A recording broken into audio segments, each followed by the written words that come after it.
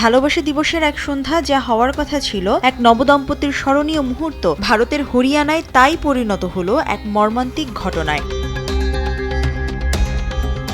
হরিয়ানার বাহাদুরগড়ে এক ব্যাংক কর্মীকে হত্যাকাণ্ডের রহস্য মাত্র 18 ঘন্টার মধ্যেই উদ্ঘাটন করেছে ঝাঁঝার পুলিশ। প্রথমে ঘটনাটিকে ডাকাতি বলে মনে হলেও তদন্ত এগোতেই সামনে আসে মাথা ঠান্ডা করা পূর্ব পরিকল্পিত হত্যার ভয়াবহ সত্য। এই নৃশংসতার নেপথ্যে ছিলেন নিহতের স্বামী চার্টার্ড অ্যাকাউন্ট্যান্ট অংশুল ধাওয়ান।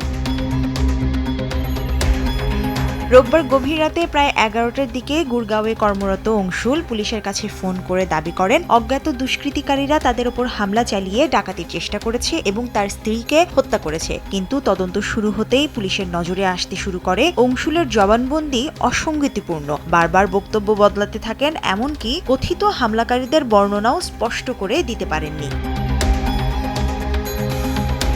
এক পর্যায়ে কঠোর জিজ্ঞাসাবাদের মুখে অংশুল স্বীকার করেন স্ত্রীকে তিনি নিজেই হত্যা করেছেন। পুলিশের বক্তব্য অনুযায়ী গুরগাঁওয়ের HDFC ব্যাংকে কর্মরত মাহকের চরিত্র নিয়ে দীর্ঘদিন ধরে সন্দেহ পোষণ করতেন তিনি। সেই অবিশ্বাস থেকেই দাম্পত্যে নিত্যদিনের অশান্তি, আর শেষ পর্যন্ত তাই ঠেলে দেয় তাকে এই বিভীষিকাময় অপরাধের দিকে। এদিকে মাহকের বাবা কৃষ্ণ কাথুরিয়া শুরু থেকেই অংশুলকে সন্দেহ করে আসছিলেন।